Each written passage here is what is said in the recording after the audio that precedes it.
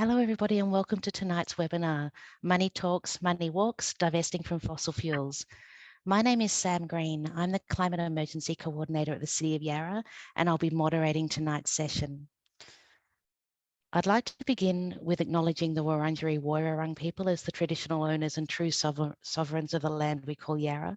We also acknowledge the significant contributions made by other Aboriginal and Torres Strait Islander people to the life in Yarra, and we pay our respects to elders from all nations and to their elders past, present and future. So welcome to tonight's webinar. Tonight's topic is essentially about using your money for good, whether that be divesting your funds from fossil fuel companies or using your investments as an opportunity to push your bank, insurance or superannuation company to do much better when it comes to climate change. This is a topic that our community has shown a great interest in, and it's one that we think is really important in taking climate action at home. Using your money for good is one of the best ways that you can take action on the climate emergency as an individual.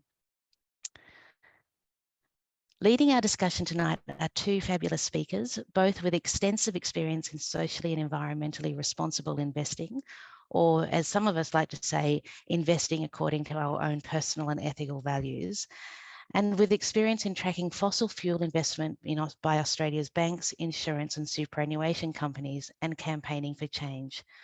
Our speakers are Kyle Robertson, researcher and campaigner at Market Forces, and Michelle Brisbane, who is the CEO and Managing Director at Ethical Investment Services. I'm going to tell you much more about them in a moment, but first I just want to get to some quick housekeeping. So there's only a few rules tonight. The first is around, please keep your microphones on mute. This just helps avoid background noise, which can be really distracting for our speakers and other audience members. And please keep your camera off too, so that we can all focus on the speakers. We're recording tonight's session, so keeping your camera off will also ensure that you don't make a short cameo appearance in our video. And we'll have time for questions in the session as well. So you'll notice at the bottom of your screen that there's a Q&A function. So please put all questions that you have for Kyle and Michelle in this Q&A function, not in the chat function, please. And we'll endeavour to get to all of your questions. But of course, depending on how many there are, we might not get to, we might not get to all, but we'll give it a red hot crack. So let's introduce the speakers.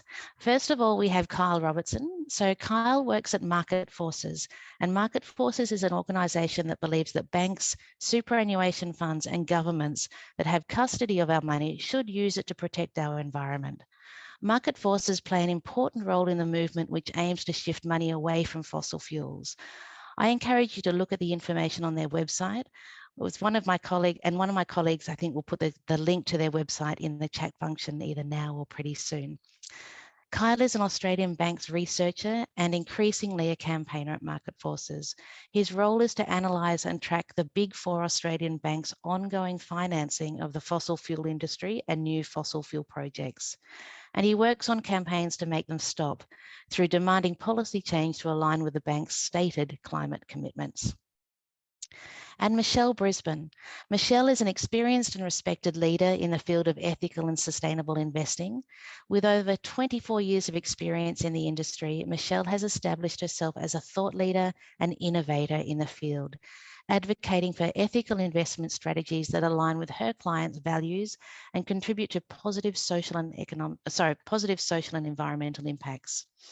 As the CEO and Managing Director of Ethical Investment Services, Michelle oversees the company's strategic direction, manages key client relationships, and provides expert guidance to the company's team. Under her leadership, Ethical Investment Services has grown to become a leading provider of ethical investment solutions, with a reputation for delivering strong returns and maintaining a steadfast commitment to ethical principles. Michelle is very committed to action on climate change, and this shows in her personal life as well. She is a very keen cyclist, regularly tackling some of the uphill rides to her office. And, she sees this as a testament to her commitment to healthy living and reducing greenhouse gas emissions. So with that, I'd like to hand over to tonight's speakers. I think we're going to begin with Kyle from Market Forces, and then we'll hear from Michelle, and then we'll have time for questions. So like I said, remember to pop your questions in the Q&A function, not in the chat function. And yeah, enjoy tonight, and please bombard us with questions. All right, thank you very much, and over to you, Kyle. Thanks, Sam. Appreciate that. Good evening, everybody.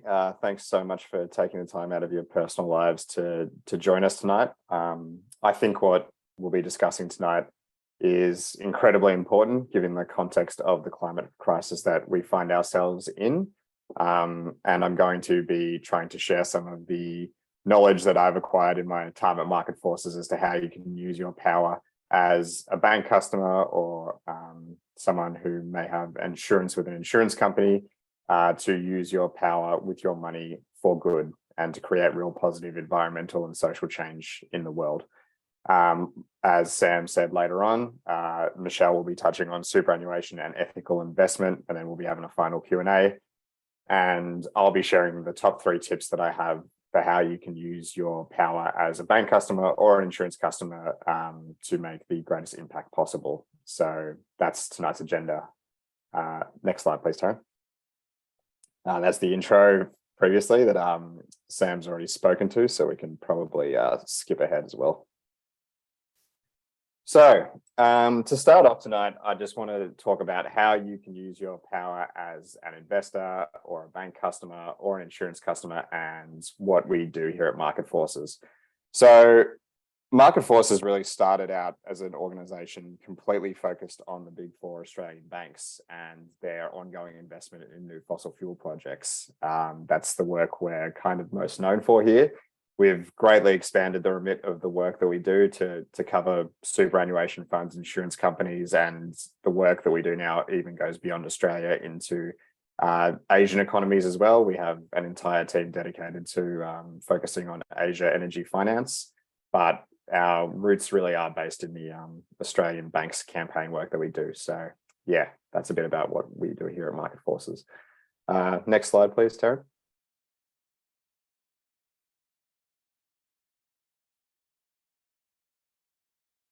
So how do you use your power as a bank customer or insurance customer or an investor? Well, as individuals here, most of us or nearly all of us will have savings in banks.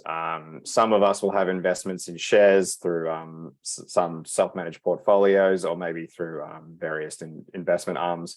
And almost all of us will have retirement savings invested on our behalf by super funds. As Sam said before, at Market Forces, we refer to these financial institutions as the custodians of our money.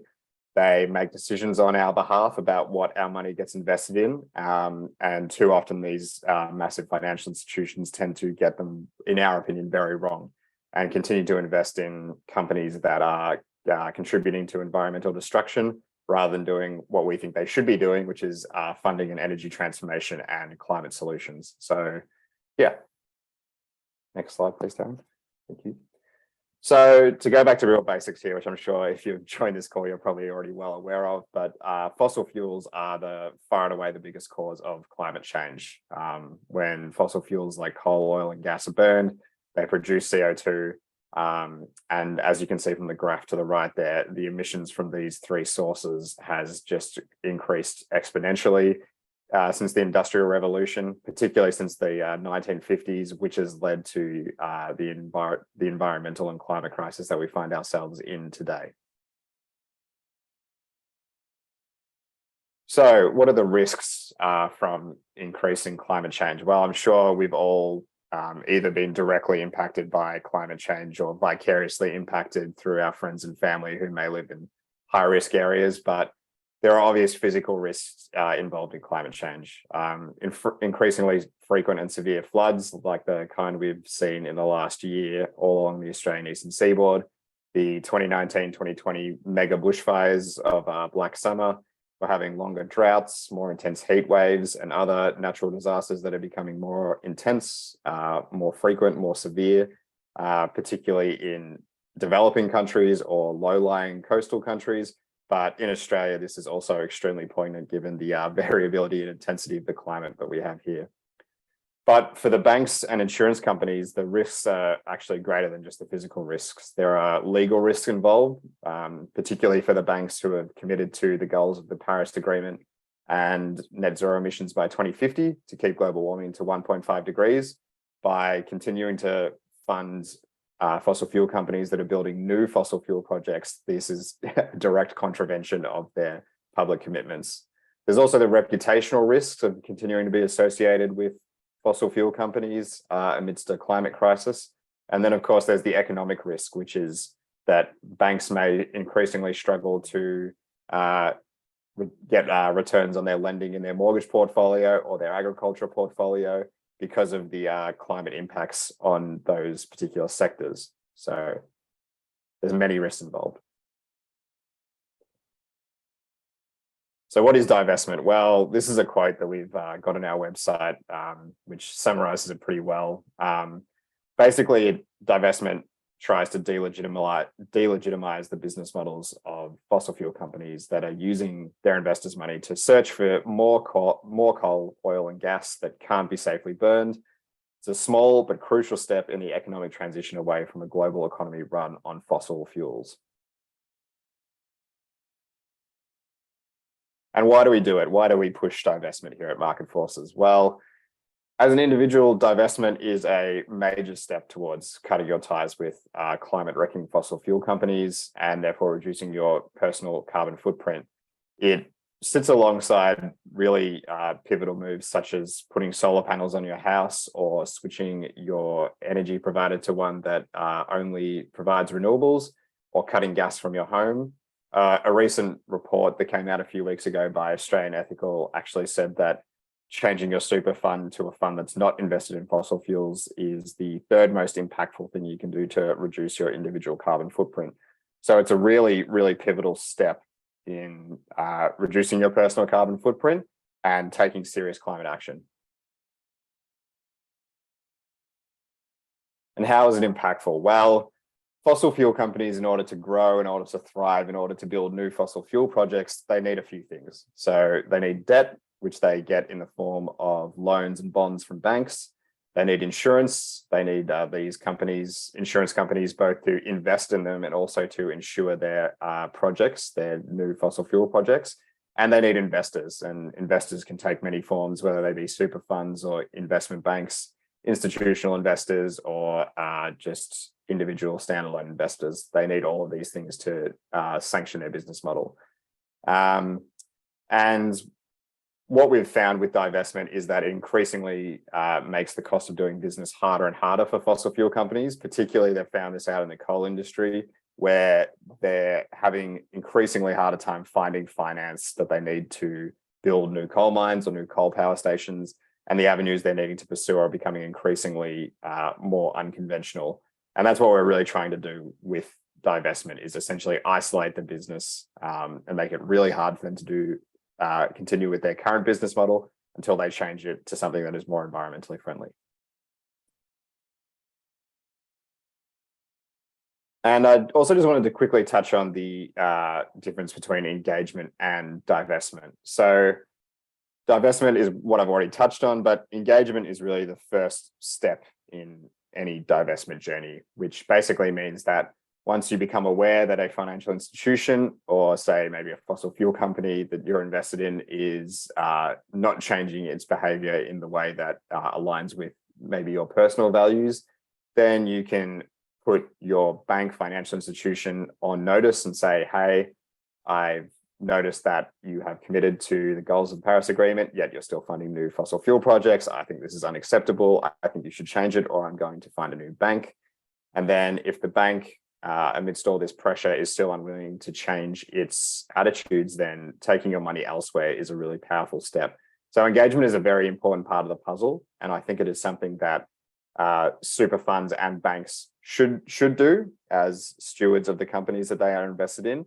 But if you're failing to meaningfully get change from the fossil fuel companies that you're engaging with, then divestment is the logical next step, because beyond that, you are sanctioning them to continue what they're doing. So who are the big four Australian banks funding? Well, these are our big three climate baddies at Australia, at Market Forces, at least in Australia. So there's Whitehaven Coal, who have been loaned to as recently as 2020 by NAB and Westpac. That loan is still active. There's Santos, who are building numerous new oil and gas projects around the world, not just in Australia. And then there's Woodside Energy, who has one of the biggest gas projects proposed in the world in the Scarborough Pluto 2 project. That project alone would cause an estimated 1.37 billion tons of CO2 over its lifetime and operate into the late 2040s. So all these companies, essentially, the reason they're our targets is because they have shown no willingness whatsoever to change their business models. They are doubling down. They are building massive new projects completely at odds with the climate science that we know about. And yet the banks continue to fund these companies and sanction those business models. So that's a slide that will be updated later this year. I'm actually just plugging this for the work that I'm going to be doing around May, when Market Forces plans to release Funding Climate Failure 2, which will be an update of the last 2 years in terms of the Big Four Australian banks' ongoing lending to fossil fuels, and how that has changed or hasn't changed since the end of 2020, which is the last time we updated this. So you can go to our webpage there for more information, or you can ask me in the Q&A. This has also not been updated since 2021, but the bank's policies have also not meaningfully changed since 2021. So it was a big win for us at Market Forces when we finally got Commonwealth Bank to agree to exit thermal coal by 2030 back in 2019. The other 3 banks also followed suit pretty quickly, but there's still so many loopholes in the bank's policies that allow them to fund new fossil fuel projects. Particularly oil and gas is a massive problem. The banks have just failed to meaningfully rule these out, and that's why we continue to campaign on them until they do.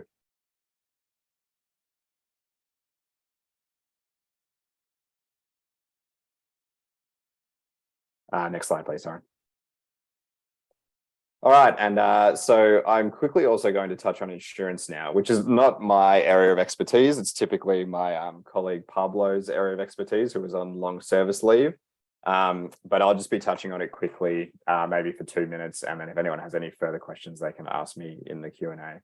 So what role do insurance companies play in financing fossil fuels? Well, basically, like when you go to get insurance on, say, a home loan, or when you get insurance for your car, these things are kind of essential in minimizing risk to you if something terrible should happen. And the same thing applies for insurance company. Same thing applies for fossil fuel companies who want to build massive new fossil fuel projects. It needs to be insured, or basically it can't go ahead. So really, the insurance industry could decide that new fossil fuel projects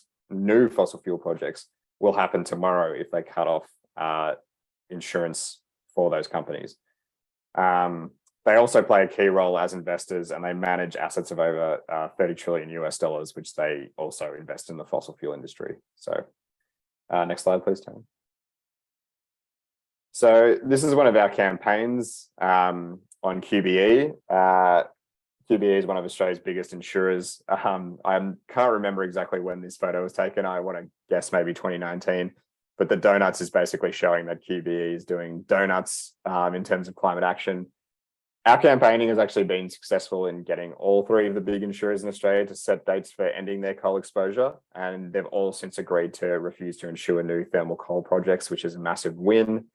IAG, for instance, is winding down all fossil fuel extraction and coal-fired power by 2023, but they're still willing to underwrite new gas-fired power plants and gas pipelines.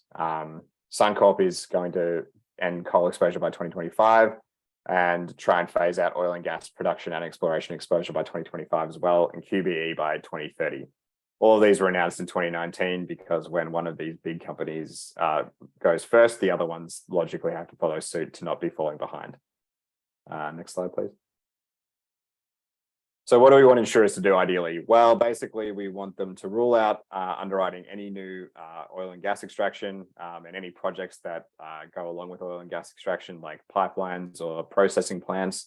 We want them to divest from fossil fuel assets in their investment portfolio in line with what the science is saying. And we want them to publicly change their tune and advocate for policies that are going to rapidly reduce carbon emissions, phase out fossil fuel use, and guarantee that we have a safe climate to live in. We also want them to educate their customers about how climate change affects their premiums. So obviously, natural disasters mean massive payouts for insurance companies, and that affects insurance customers' premiums as well, such as you and I. That's just some of the shareholder action work we do at Market Forces. There will be a webinar next Thursday nights, which the Australasian Centre for Corporate Responsibility will be speaking to shareholder action work and how you can get more involved. It's a pretty pivotal part of what we do at Market Force as well, but at ACCR, they do also awesome work, and I think that'll be really valuable for anyone there. And just before I wrap up and hand over to Michelle, I should also mention that I am not a financial advisor, because I think I forgot to do this at the start of the talk. I am not here offering financial advice. Market Forces is a totally independent organization. We're just here presenting the facts around the financial institution's investment in fossil fuels and how you can use your individual power to take meaningful climate action. So with that in mind, I think I'll hand over to Michelle to talk about superannuation and ethical investments, and look forward to the Q&A session. Oh, sorry, just before I do that, I will touch on my top 3 tips for climate action. So the first step I would recommend would be to start your divestment journey, which I will talk to in the next slide. After you've started your divestment journey, you should tell your friends and family about your decision to change banks or change insurance companies, and how you've come to realize that this was a big way to reduce your personal carbon footprint. And then share your story on social media so it can really put the pressure on the banks and insurance companies to change their tune. And that's how you can start your divestment journey, which we actually have a step-by-step process for on our website, which I'm happy to share links for, and you can follow those steps there. It's super easy, it's super fast, and yeah, it's very impactful. So I will hand over to Michelle now. Thank you. Thanks, Kyle. That was great. And I'd just like to say that Market Forces have done a fantastic job in terms of raising awareness about the sort of things that you can do to really upset the big banks and make sure that they are aware that if they don't stop funding fossil fuels, that clients or their customers, their money will walk eventually. And I think it's fantastic the work that Market Forces have done in that area, in terms of raising awareness, not only in the finance industry, but also in the rest of the general public, really. So I am a financial advisor, and this is the disclaimer here, just letting you know that anything I do refer to that could be construed as investment advice is not intended for you in particular. And if you do need financial advice, you should seek advice from a professional. But so I'm from Ethical Investment Services, as Sam said, and thanks for that great intro. And we've been in this space, in the ethical investing space, for over 30 years now. And it's only just recently in the finance industry that the rest of the finance industry is starting to wake up to the fact that ethical investing is a real thing and is actually quite valid. So people like Market Forces have contributed to that, and there is a demand, increasing demand for investments that are aligned with personal values. So you might wonder what you can do. Kyle's done a good job of explaining that, but from a direct point of view, if you have superannuation, you can contact your super fund and ask them, where is my money invested? And say that you want to make sure it's not invested in fossil fuels, and let them know that. You can ask them for a list of the investments, and some of them will give you a list, or some of them may only give you the top 10, but have a look at where your money is invested. And if you don't like it, move your super.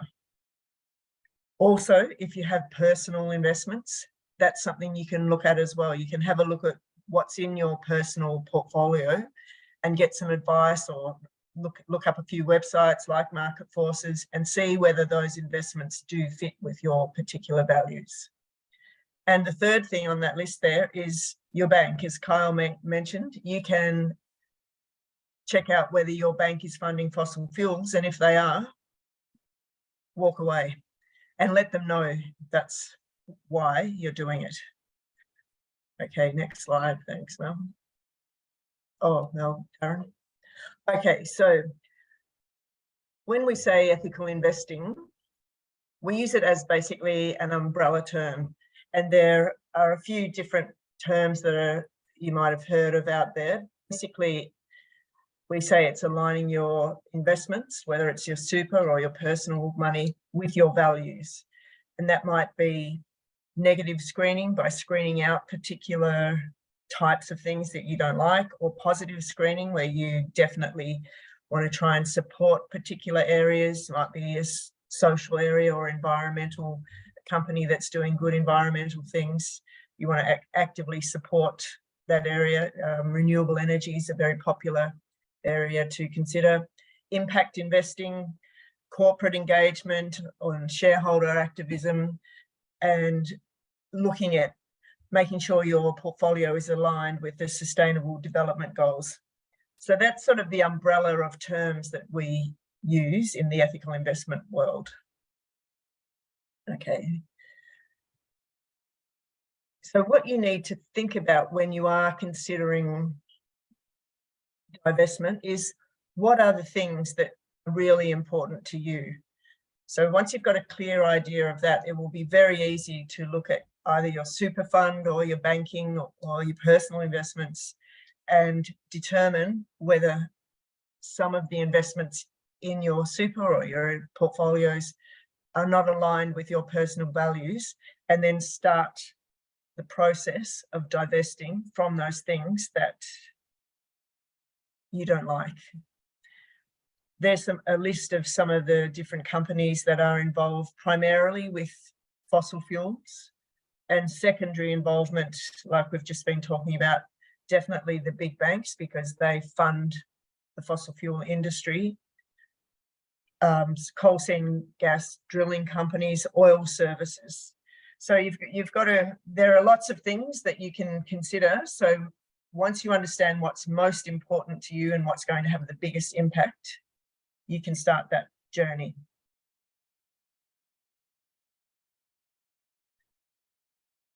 Okay, so if you do have superannuation, which I'm sure you all do, there might be a mixture of direct shares or properties or bonds in your portfolio, which you need to look at and consider whether they're supporting the areas that you're not interested in or you don't want to support.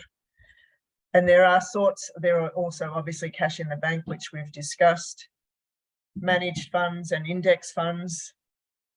Sometimes with managed funds, similar to your super fund, it may be difficult to get a full list of everything that's in there, but at least they will usually give you the top 10, so you can make some assessments based on the top 10 companies that are in those portfolios.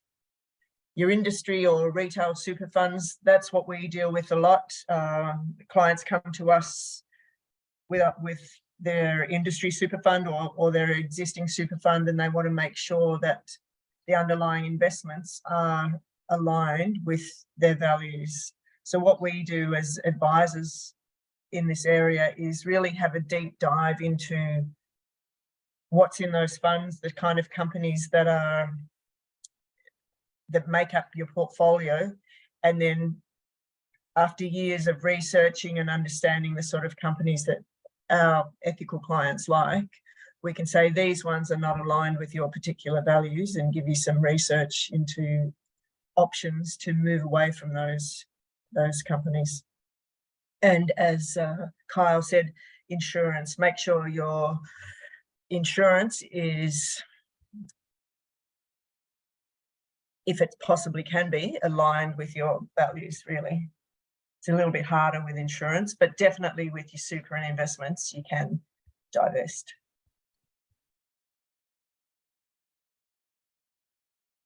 So this is where it sometimes gets a bit tricky, and there's a bit of it going on these days.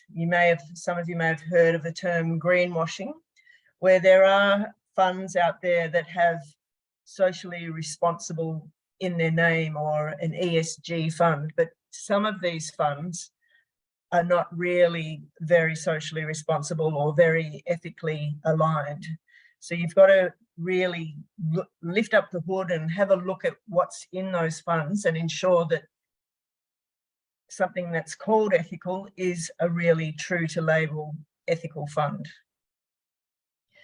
So as I was saying before, check out at least what the top 10 investments are within that fund and give them a call if your super fund, if you can access someone from your super or your investment portfolios, ask them, what exactly am I invested in? There's a couple of resources there. The Leaf Ratings or Market Forces, well, we already know that one now. Leaf Ratings is a group, the Ethical Investor Co-op, which consists of advisors from all around Australia that specialise in ethical investing, have put together ratings, have analysed a variety of funds to ensure that they are true to label. And if they say that they're ethical, there's a rating system there to really rate how ethical they are. And if they have a smaller rating, what those funds are trying to do is increase their Leaf rating by investing in things that are really considered truly ethical.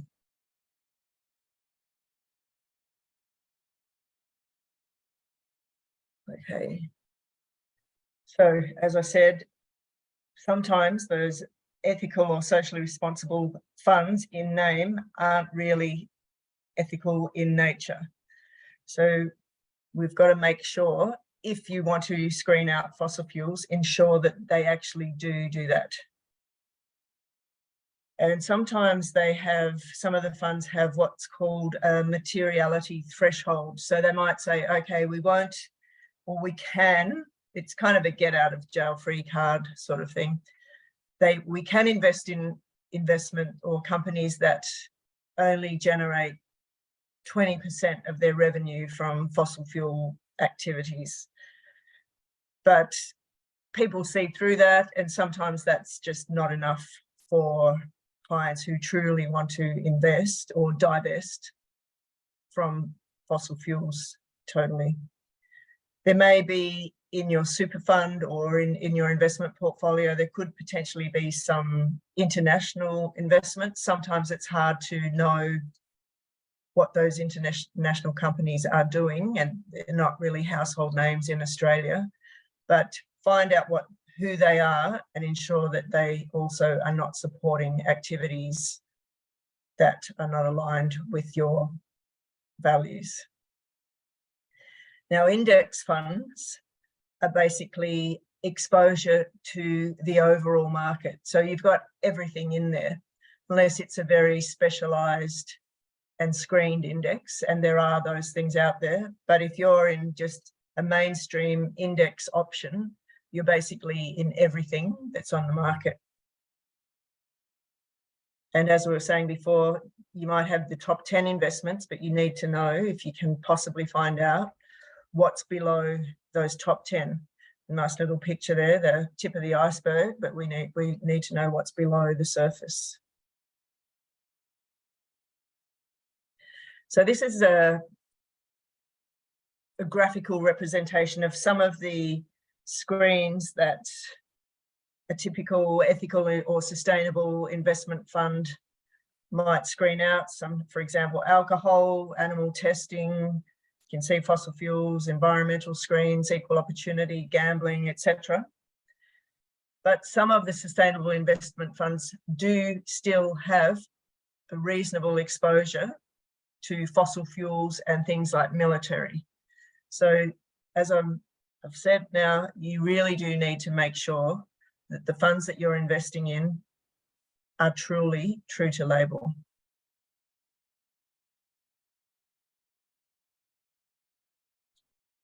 One of the myths, you could say, around ethical investing for people who are new to the area is it more risky, or because you're screening out certain areas, does it make it less viable from a financial point of view because you've screened out a whole lot of things. Long-term returns do not suggest, they suggest that you're either generally equal or sometimes a bit above the mainstream returns. There will be different periods in markets where ethical investments do better, and then sometimes when they don't. But over the long term, our research shows and our actual returns show that you do quite well by investing in ethically screened investments and funds. Often there's a bit of a bias or more exposure to the smaller or mid-sized companies on the market as opposed to the larger companies. And if you think about the Australian market, it's largely made up of miners and banks. So if those are out of your investment universe, then your portfolio is going to be skewed a bit more to smaller companies. And what tends to happen with ethical portfolios is you might have more exposure to the technology area or healthcare and some of the smaller industrial type of companies. With the ethical screening process, often it acts really as a proxy for risk management, because what you're doing when you're screening out, let's say, bad companies is you're screening out sometimes bad behaviour, which often can lead to financial risk down the track. And then there's also the point there's less risk of stranded assets. We haven't really seen that just yet, but I think we're going to see more and more of those fossil fuel type companies. They will be stranded assets eventually, especially if market forces, we keep pressure on those companies, and those coal companies will no longer be viable if they can't operate. You can refer there to the RIAA, that we'll refer to that later, but that's the Responsible Investment Association of Australasia, and they have a benchmark report which does a lot of analysis into long-term returns and shows that the ethical funds do deliver strong returns.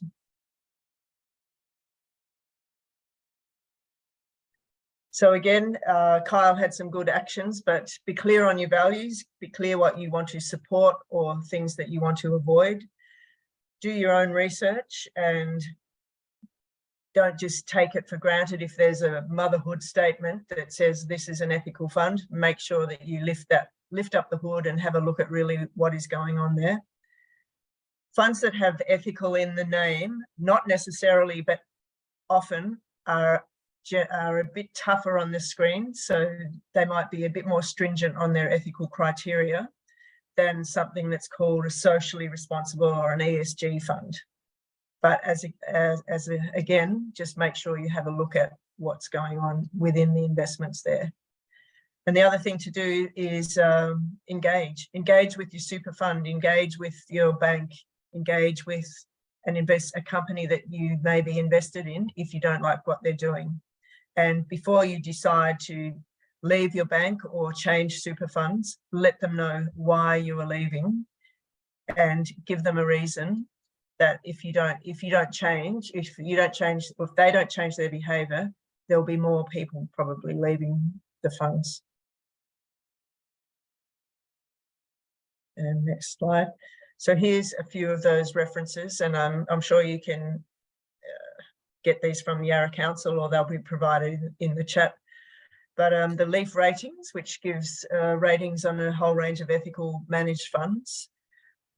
350.org, we've talked about market forces, and the Responsible Investment Association, responsibleinvesting.org, and the Shop Ethical Guide, which is a very practical way to really support in a grassroots manner.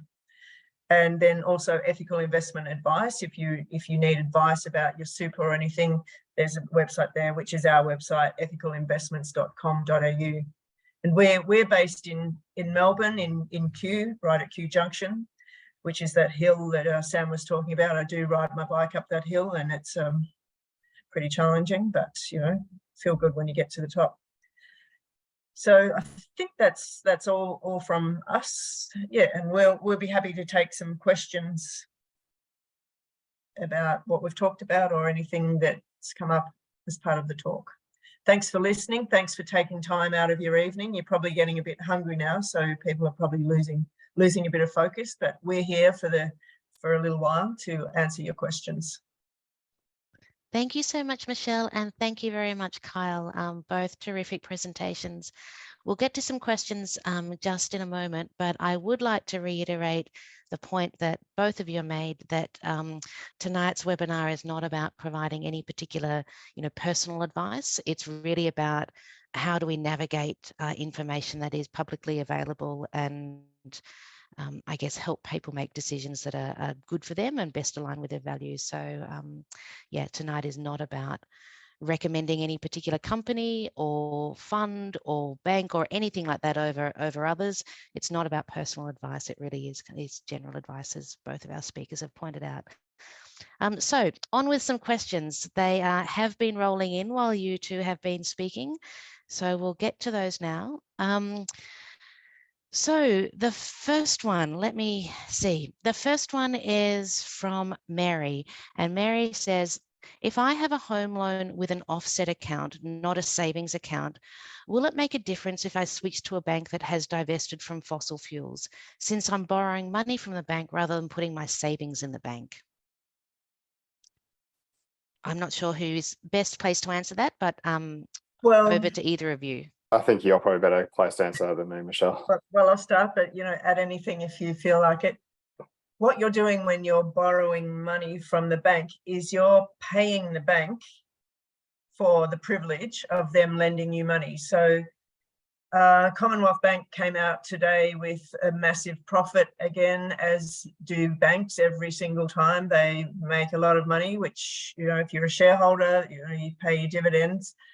But the way they make their money is by lending it out, or one of the ways, they lend it out to you at, let's say it's 5% now, 4 or 5%. And then as a depositor, they'll pay you 2 or 3%. So they make the difference there. If your account is fully offset, then you're not paying the bank any money, and well done to you for paying off your mortgage. So then, you're not paying them, and so it's a win for you. But if you'd rather support a different bank that will make profits from your borrowing, then it might be time to consider a different bank with a more sustainable option.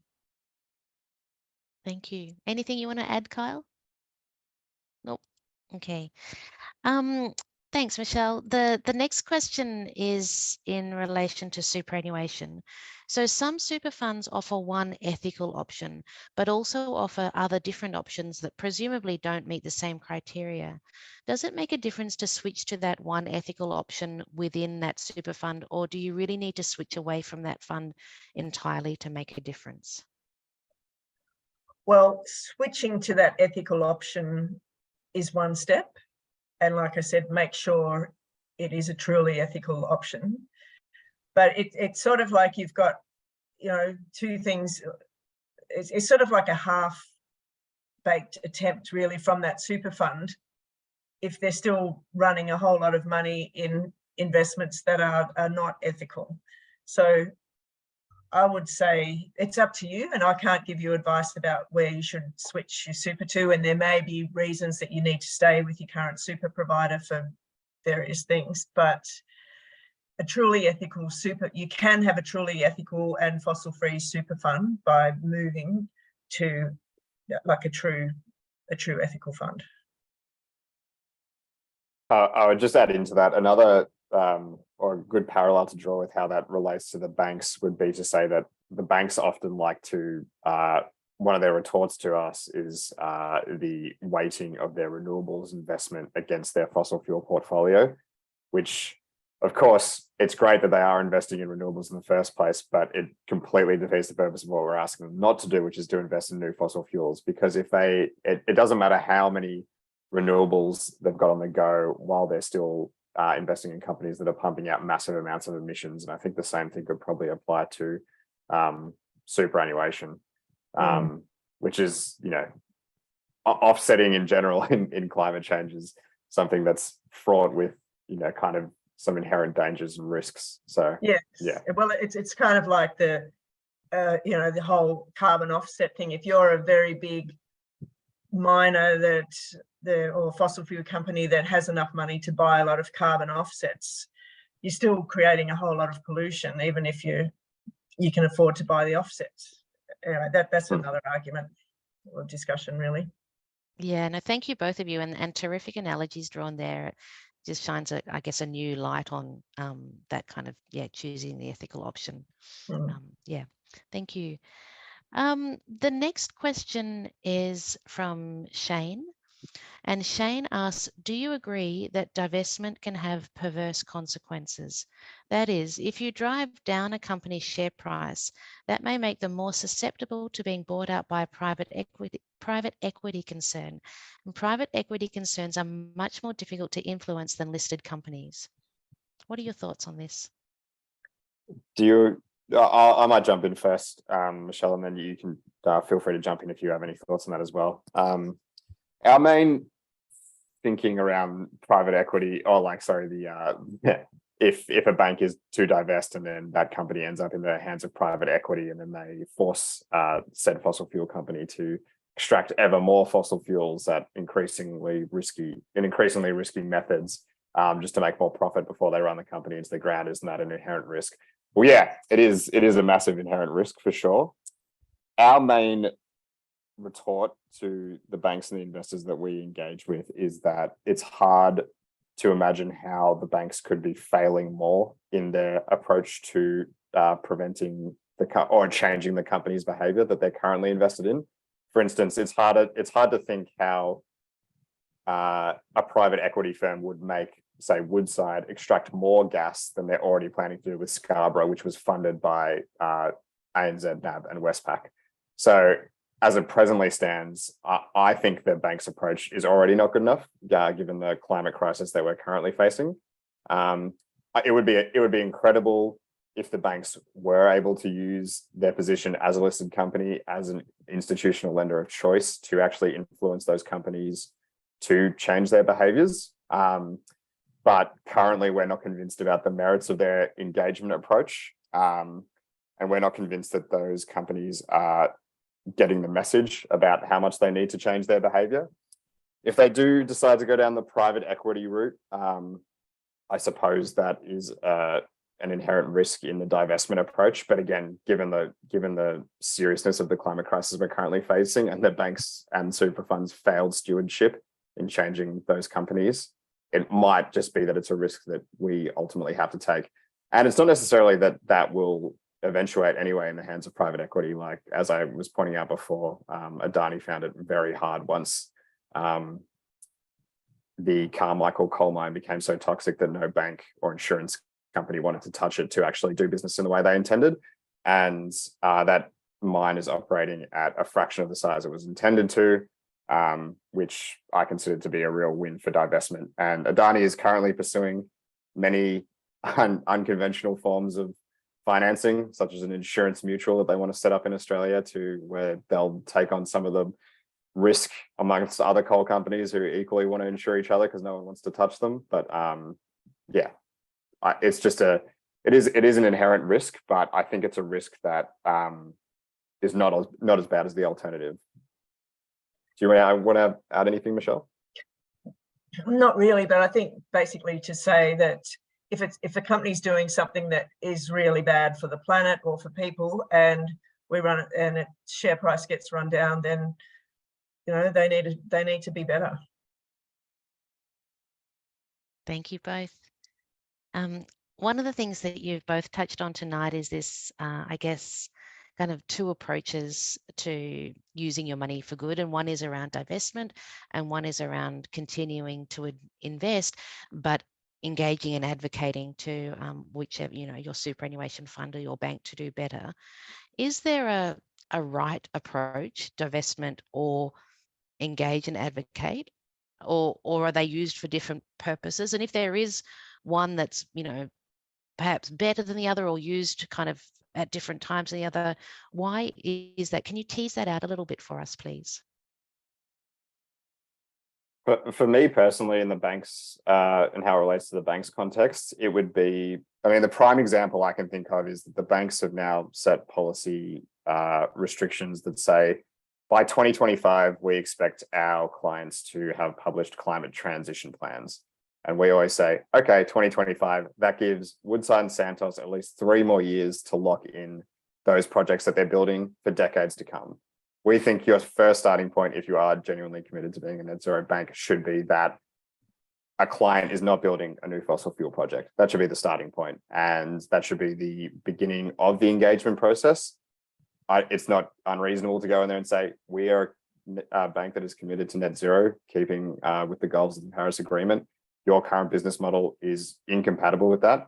If you want to continue a banking relationship with us, you need to change your business model.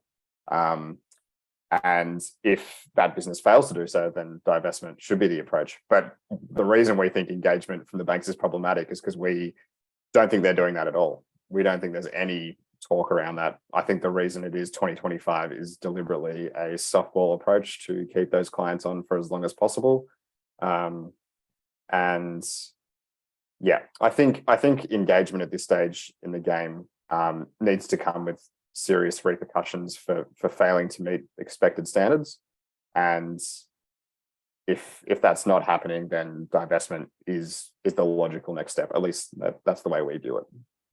Yeah, and I would say that's fantastic, and it does push change. And like I said at the beginning, the work that Market Forces has done over the last few years has been fantastic in raising awareness and creating conversation around fossil fuel divestment and awareness of what is happening in terms of climate change.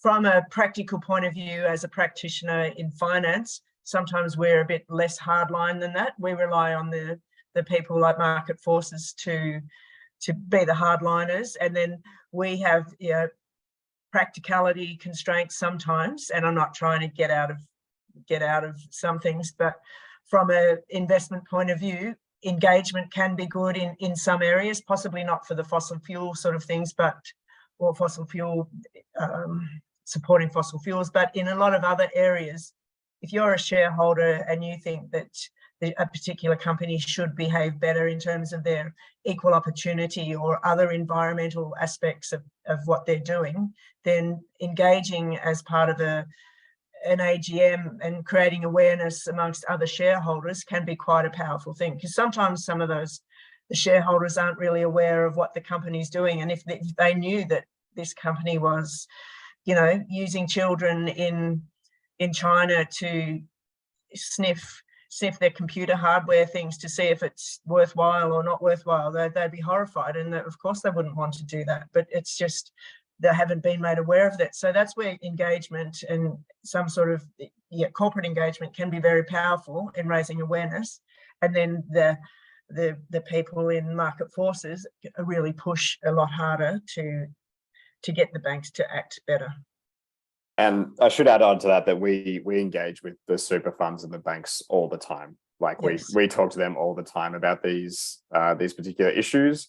Often our main points of contention really with them is really just trying to get the banks to actually adhere to what their stated commitments actually are, what their stated policies actually are. We're trying to hold them accountable for what they've committed to publicly, ensure that they are conducting the necessary checks and balances they claim to be when they're deciding to lend to certain companies.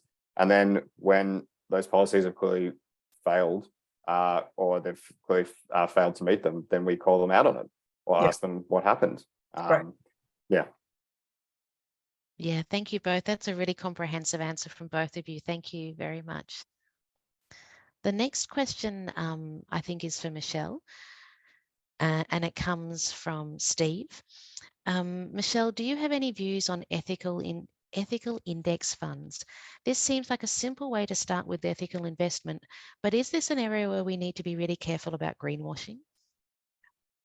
Yes, and there are a variety of ethical index funds, and some, like I said throughout my presentation, some are, let's say, more ethical than others, or the screens are more stringent in some than others.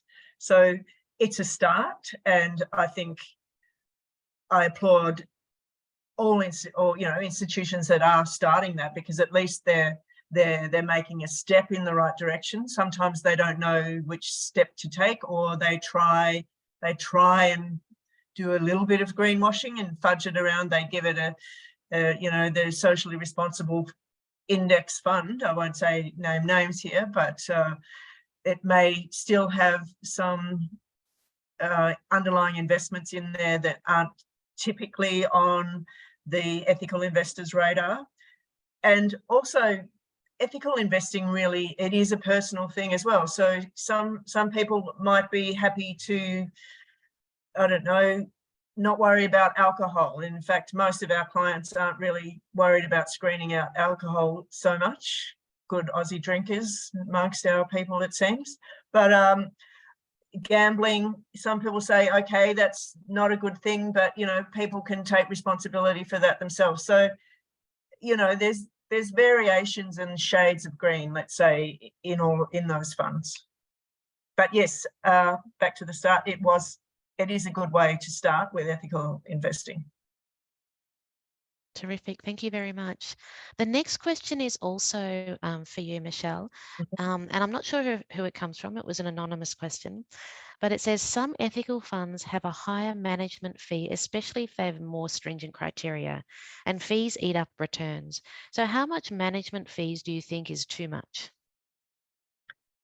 Well, the fees are really, you've got to look at a balance of your ultimate end return versus the fees. So if you've got an expensive fund that gives you higher returns than everywhere else, then it's worth paying that fee.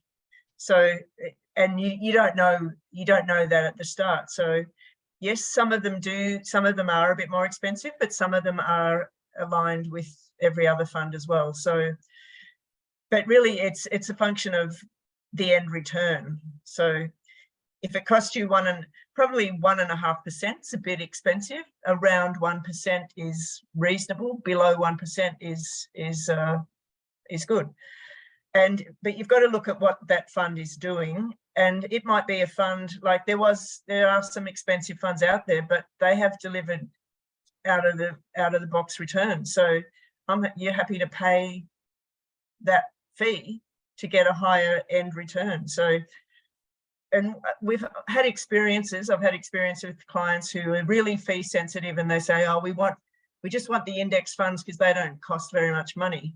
But what happened is they didn't return very solid returns either. So they missed out because the returns weren't there, even though it didn't cost them much. But in the end, it cost them because the returns weren't good. But as I said, returns fluctuate in all areas, different cycles and that sort of thing. So, and you don't know that until, after you've received the return. We can't predict them. No, that's great advice. Thank you very much, Michelle. Kyle, is there anything you want to add to that answer or no? Okay. The next question actually is for you, Kyle. Mary asks if you have templates or example letters that people can use to contact their banks or superannuation companies. Absolutely. Yeah. They're all over our website.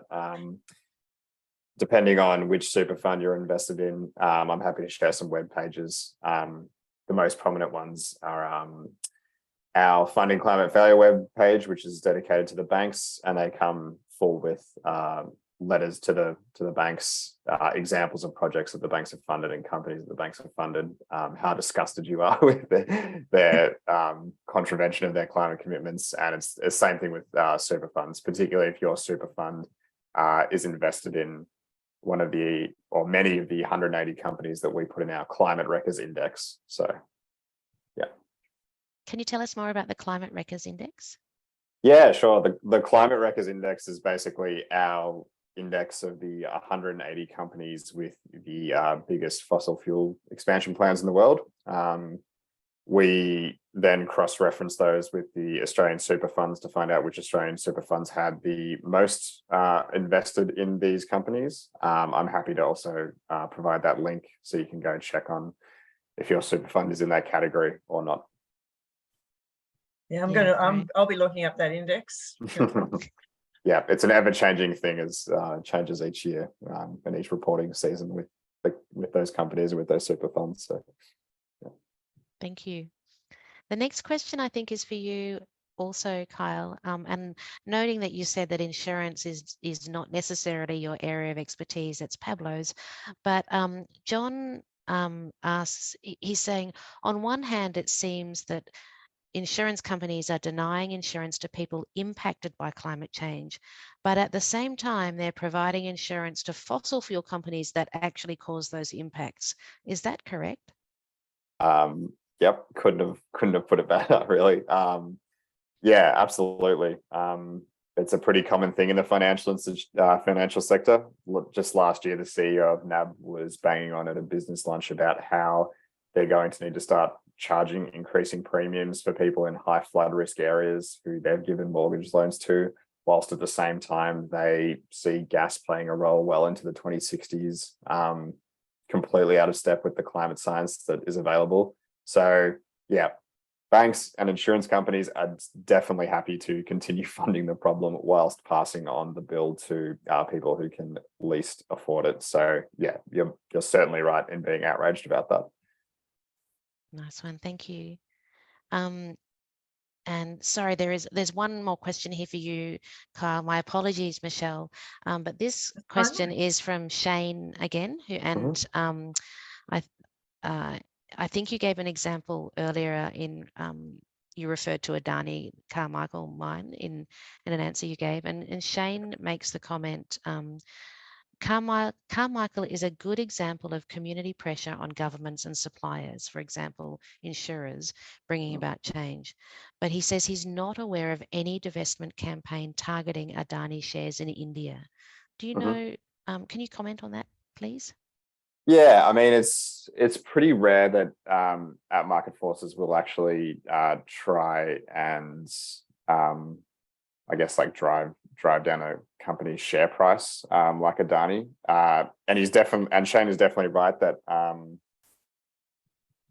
that community activism or community action played an enormous role in that. I would say though that the divestment movement in that instance is the insurers and the banks divesting from Adani and denying them their finance that was necessary to build the Adani Carmichael coal mine. So in this instance, with what we're trying to achieve, which is to stop Adani from going ahead with building the Carmichael coal mine, or what actually happened, which was the Carmichael coal mine went ahead anyway, but at a much lesser scale than it was originally planned to be. In that way, using the banks and insurance companies as, I guess, what I think Michelle referred to as secondary companies, I guess, to push that divestment from Adani, actually ended up having a huge impact, which was that it made that project far smaller than it was intended to be. And ideally, if we can use that going forward to prevent projects being built at all, that is sort of what we're intending to do. So yeah, hopefully that answers the question. And thanks for being so active and involved, Shane. I really appreciate the questions that you put forward. Thank you, Kyle. There's a few more questions here, and I think some of these touch on points you have made in the presentations, but it's probably a little, worth reiterating some of the information already shared. This question is also from an anonymous person, but says, as my super funds are being invested on my behalf, what are the first things I should look for when working out where that money is going? Well, I would say contact your super fund and ask them for a list of the underlying holdings that are in the investments that you're in, and then check those holdings against the list that Market Forces website provides. And if there's too many correlations with the climate records, if that's what you're wanting to divest from, then you need to have a think about options. And like we said before, actually contact the super fund and say, look, I'm not happy with these investments.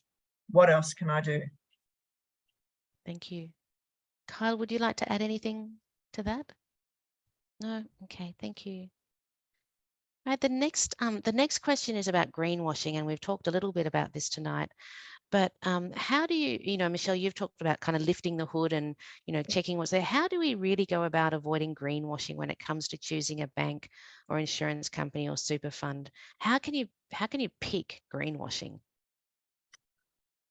Well, I guess, like I was saying before about the whole ethical or sustainable investing is a very personal thing. So you have to decide what it is that you want to either support with your super money or avoid, and have a look at least the top 10. You should be able to easily get access to the top 10 investments within your super fund, and then make sure that those companies are in areas that you're happy to support. I mean, there's a lot of research that goes into understanding exactly what, the supply chain and down the line issues that companies are involved in, but get as much research as you can. And there are places out there like market forces like 350.org or the Leaf ratings or the Responsible Investment Association, who provide information on a variety of investment managers or companies, and that would help you make your decision, I imagine. Thank you very much. Kyle, did you want to add anything to that question about greenwashing, or add to Michelle's response? All I would say is that it is quite hard to spot greenwashing. I pretty much do it full time for a job, which might tell you how hard it is to sort of catch. Just the main things to be aware of, I would suppose, would be just if the language being used isn't clear and direct to questions that you're asking. Say, for instance, like, are you invested in companies building new fossil fuels, or whatever it is that might be important to you. If the answer is vague, if it's an answer that may not even necessarily relate to your question, but is a question that they wish they were actually asked, or if they just refer you to their policy rather than giving you a clear, definitive answer, then you might be onto something that company, that fund, is in fact greenwashing.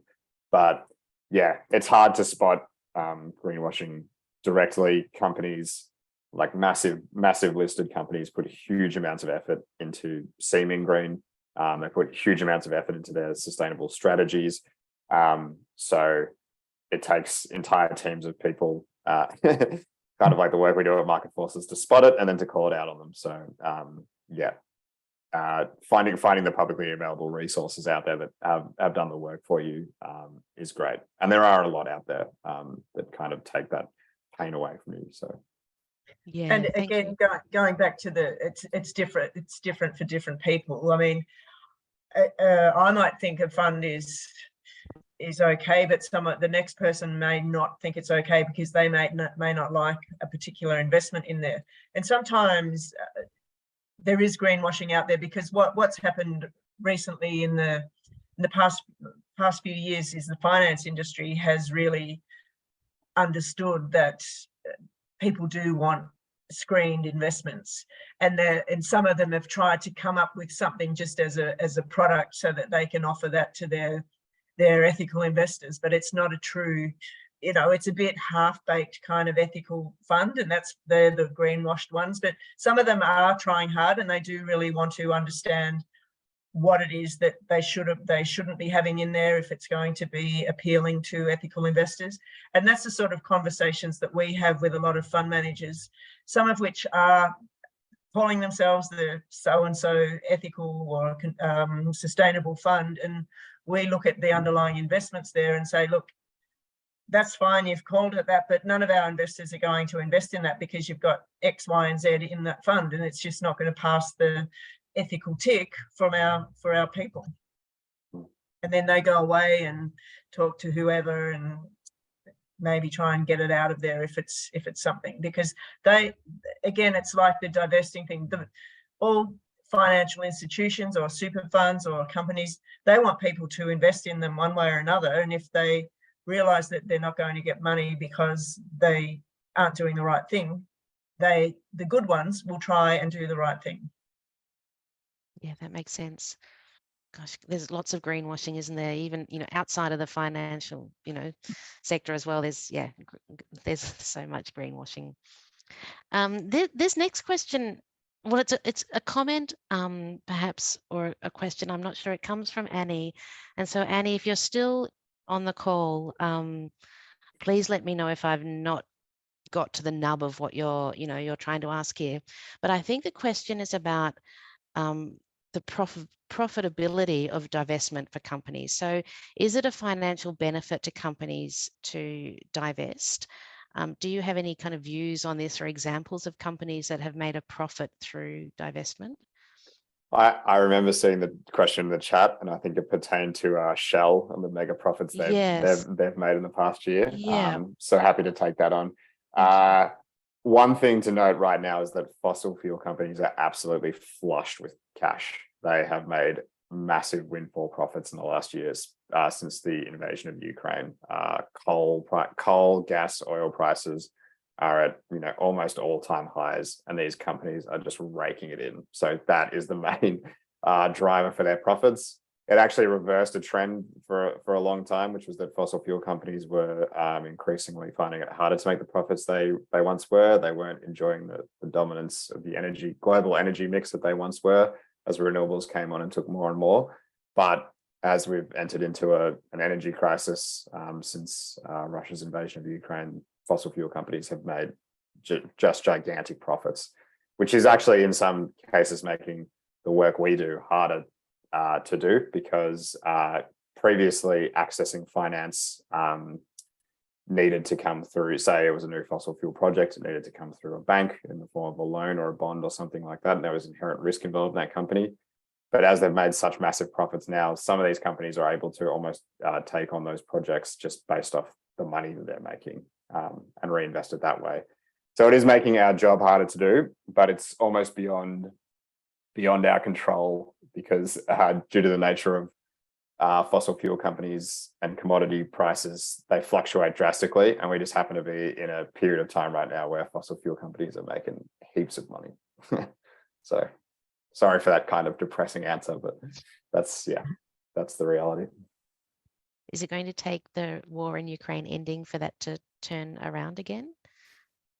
Well, it's hard to say, because energy markets are so unpredictable. I mean, most reputable energy agencies, including the International Energy Agency, which is the peak body for energy in the world, and they provide expert advice on energy policy. And we were all eagerly awaiting the release of their World Energy Outlook last year, because they had previously said that if the world is to meet the goal of 1.5 degrees, no new fossil fuel projects can be approved.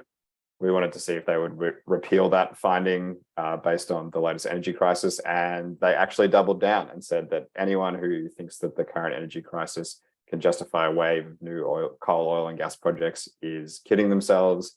We need more renewable energy. This isn't a crisis of renewable energy, it's a crisis of not enough renewable energy.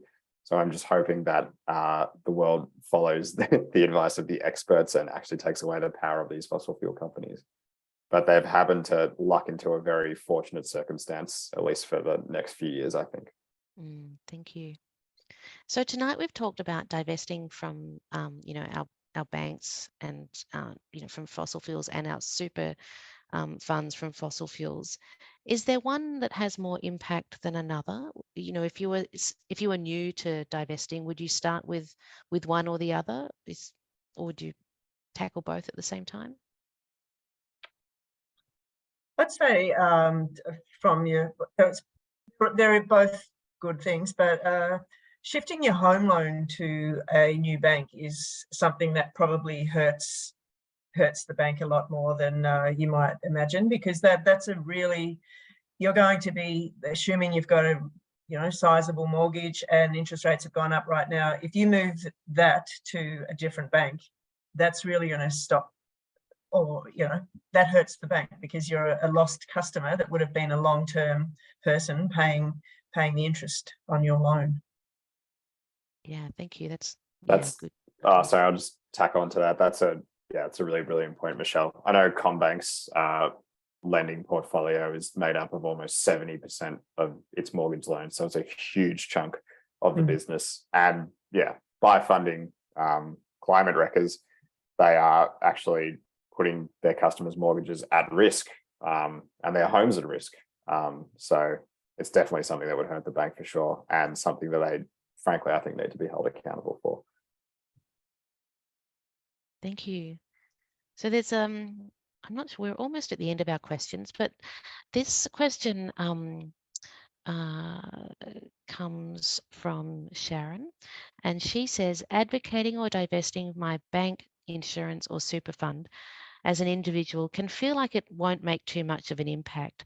Is there a way that people can come together and take collective action with others for greater impact? This might be a good plug for our webinar next Thursday, but I'll pass it over to both of you to respond. Yeah, I know it can feel like that, but you know, I've been working in this ethical industry for 24 years or so. Our business has been going for over 30 years now, and it is a slow process. And I remember when I started, 20 years ago or more, you'd be at financial industry discussions or seminars and things like that. And really they would virtually laugh at us because we were ethical investing, and they thought it was hilarious. And what do we do? Buy trees or hug trees, that sort of thing. But, you know, we work in finance. We're out to make as much money as the next person, and we're in the business of doing that. And nowadays it's very different. I have other people in the finance industry contacting me saying, how do I do it? How do I do it? I've got clients who want to do this. How do you do it? So, you know, I don't give away all my secrets readily, but it's a very different exposure now. And they're just amazed that we started this such a long time ago when it was really a very strange area to be in. So it moves slowly, but it does make a difference eventually. Oh, lovely. Thank you, Michelle. Kyle, is there something you wanted to add to that? Yeah, I mean, I suppose that divesting as an individual is the first step, but it really takes on a life of its own once you get involved with other people, other members of your community who are doing the same thing, and then once you take part in concerted actions that hurt the bank the most. I think the shareholder action webinar that will be hosted next week from ACCR will be really helpful for that, because shareholder action is incredibly powerful. It gives you time to hold those institutions accountable directly. Beyond that, ongoing community involvement, finding out when there are actions happening. Some great examples of campaigns that are currently going on is Move Beyond Coal, which is happening all across Australia and is run by one of our partner organisations, Tipping Point, basically seeking to get both NAB and Westpac not to refinance Whitehaven Coal and enable Whitehaven Coal to build new thermal coal mines. So subscribing to email lists, going to a few events, familiarising yourselves with the aspects of the climate movement, because the climate movement is heavily invested in the finance sector now and pushing the finance sector to change itself. So yeah, just beginning your journey with divestment and then getting involved in whatever way you can. We're always looking for volunteers. People power is huge, and it makes a huge impact on these really powerful companies. So I'd highly encourage you to get involved as much as you can. And as Kyle, further to that, as Kyle said earlier on in his presentation, tell your family and your friends that you're doing this and why you're doing it. And, you know, if you can give some compelling reasons based on information that you find, that I don't want to support coal mining anymore because look at what it's doing. And, you know, hopefully you can bring them along as part of your journey as well. Brilliant. Thank you both. And thank you to my colleague Mel, who's just put a link to the shareholder action event that we've mentioned a couple of times just in the chat there. So that's next Thursday night. And you'll receive that link as well in the email that we sent to you at the end of the webinar. So that's the end of our questions, but I do just want to backtrack a little bit and ask you, Kyle, and I'll come to you too, Michelle, just to come back to those, you know, those top tips that you would give people, you know, to where to from here. So Kyle, I know you touched on your top 2 or 3 tips earlier when you were presenting, but can you reiterate those or revisit those, and then we'll ask Michelle the same. What are 2, 3 top tips for people to take away and go from here? Absolutely, yeah. The first one would be to start your divestment journey, which will be, as I outlined earlier, you've got resources on Market Forces webpage about how to do that. We've got pre-written emails that you can send your bank. I can almost guarantee you what kind of response you're likely to get from each of them at this point in time. But yeah, it starts with putting your bank on notice that you're just not going to put up with it. You're sick of what they're investing in and they need to change, or you're going to find a new bank. And then if they fail to do so, then you going and finding a new bank. Beyond that, just amplifying your voice and telling everybody you know about this problem. I know for me personally, in Australia, I feel like the public's knowledge of the power they hold through their various financial institutions they're engaged with is not great, especially when it comes to climate change. And I truly think if people knew more about the power that they have through these financial institutions to take meaningful climate action, we would start to see some really serious change from our most powerful companies. So would highly encourage you to just amplify your voice, let your friends and family know. And beyond that, just get involved with your local community in whatever actions you can. Thank you, Kyle. Michelle? Well, as I mentioned, and as Kyle said before, Australian Ethical, who are one of the funds that we use, again, not a recommendation, but they're a good ethical fund. They said that one of them, or the third most powerful thing you can do, is move your superannuation. And we're in the business of looking after people's superannuation and advising them on the best ethical option that suits them. So I think moving that money, because generally it's a considerable amount of people's wealth eventually. So that would be mine. And let them know, let your super fund know if they don't make some changes or give you the options that you want, then you will be making that change. Thank you very much. So I think we're coming very close to our finish time. So I think we'll start to wrap up tonight's session.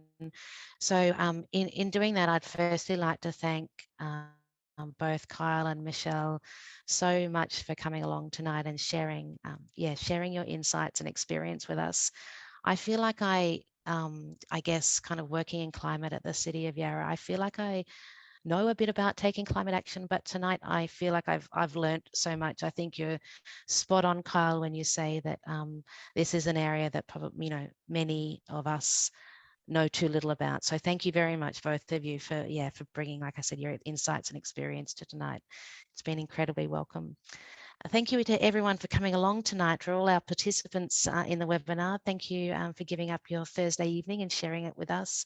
We do have several more events coming soon, including another webinar, which we've talked about a couple of times, about shareholder action and using your money to bring about changes in the behaviour of big polluters.